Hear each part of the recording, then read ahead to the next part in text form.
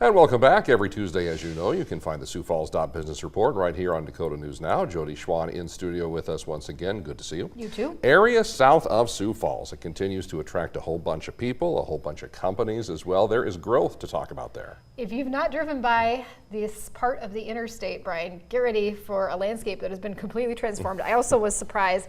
This could be the next big growth area, and we are talking about Lincoln County, just on the outskirts of Harrisburg, where LG Everist, which of course supports a variety of business ventures related to the construction industry, has a major development underway. Take a look at this. They are building on 50 acres just off the Harrisburg exit. So this is about south of Baker Crossing. We're talking about the area of I-29 and 273rd Street. But look at this. I mean, they are well underway with this ready mix plant. It's scheduled to open this fall, and after that, they're planning an asphalt plant and a recycling yard, all on this 50 acres. And of course, this is going to support that demand that we've talked about for construction on the south end of Sioux Falls and surrounding Lincoln County. However, and this is very interesting, this is only part of the land that they own. They actually have 140 acres, and some of that is going to be very desirable commercial land in the next several years. So we've talked about that 85th Street interchange. Yes. Once that's built, this interchange they think is the next step for development. So we may be talking about more retail, office, and multifamily going in here.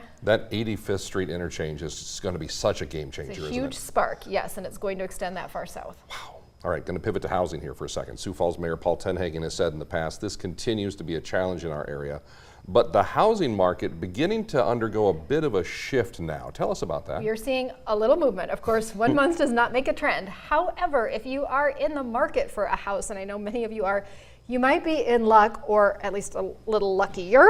So what's happening is we're slowly seeing some more inventory in the city of Sioux Falls. So at the end of May, we were at a 3.4 month supply, which is about 20% more than a year ago. Now, when we do look at housing, we look year over year because it can be seasonally affected. So in May, what we saw with new listings, they were up 23% year over year. Sales were down 17%. Lots of things happening there, of course, interest rates and everything. But homes are staying on the market a little longer. They're taking on average 70 days to sell, and the prices are going up, but Brian, they're not going up like we've seen. We're not seeing those double-digit increases. Average price is up 7.7%. Still, average house sold $378,000. Wow.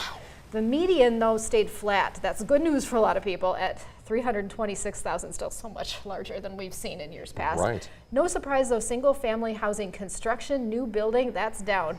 123 new homes permitted through May this year versus 412 each of the previous 2 years. So that segment definitely slowing down. We'll have to see how it goes the rest of the year. All right.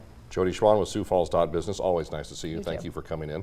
A reminder, you can stay up to date with the latest local business headlines. Head over to SiouxFalls.Business. As we say, Jody knows her stuff.